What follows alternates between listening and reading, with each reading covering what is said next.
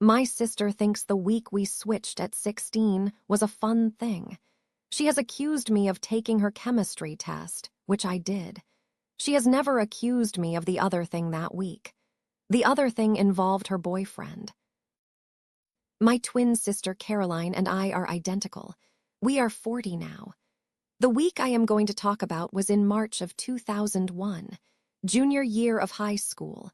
The town was a small town in Oregon I am not going to name. The boy was a senior named Ethan. Caroline and Ethan had been together for 6 months. He was her first serious thing. He was, by every measurable standard at the time, the best thing that had happened to her. He was kind. He was funny. He was the captain of the swim team. My parents loved him. He came to dinner on Sundays. The swap was Caroline's idea. We had done it for half days before. We had never done a full week. She wanted to do my AP English exam because she was better at it. I wanted to do her chemistry midterm because I was better at it. We mapped out the whole week. We coordinated outfits. We learned each other's recent friend conversations. We dropped each other off in the right friend circles. We did it cleanly enough that nobody caught us. Not our parents, not our teachers, not our closest friends. On the Wednesday of that week, Caroline had a date with Ethan. A diner date. They had been doing diner dates every Wednesday for 2 months because his swim practice ran late on Wednesdays and he liked breakfast for dinner. I went on the date. I told myself I had to. I told myself if I didn't go, Ethan would call Caroline and we'd be busted. I told myself it was for the swap.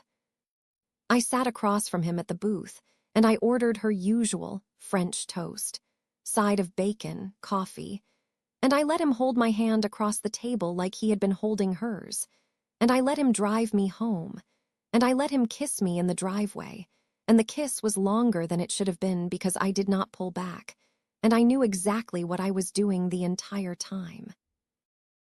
I told myself for years that the kiss was the worst of it.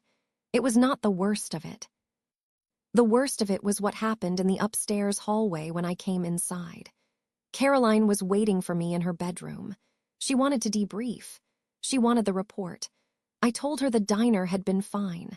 I told her Ethan had been sweet. I did not tell her about the kiss in the driveway. I told her when she asked that the goodbye had been quick, that we had hugged, that we had said goodnight. She believed me. We watched a movie. We went asleep in our separate rooms. The week kept going. The chemistry midterm happened on the Friday. I sat for Caroline. I scored a 96. Caroline's previous best on a chemistry test had been an 81. The teacher noticed. The teacher pulled Caroline aside the following Monday and asked her how she had done it. Caroline laughed and said she had really studied. The 96 went on her transcript. That 96, combined with her existing grades and the AP exam I'd taken for her later that semester, got Caroline into a college that had been a reach. She thrived there. She met her husband there. He is a good husband.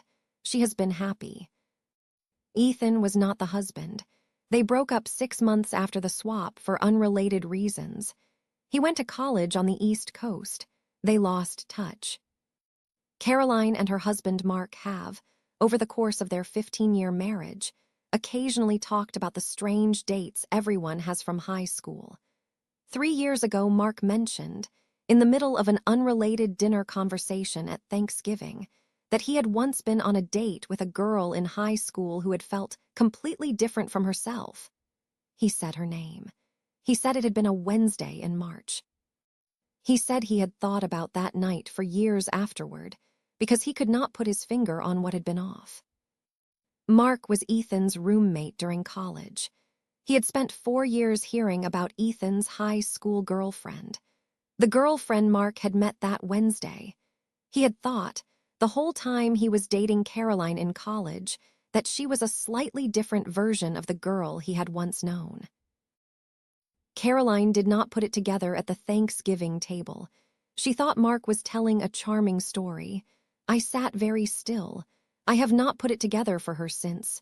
Mark has not asked, "What would you have done?" Tell me in the comments.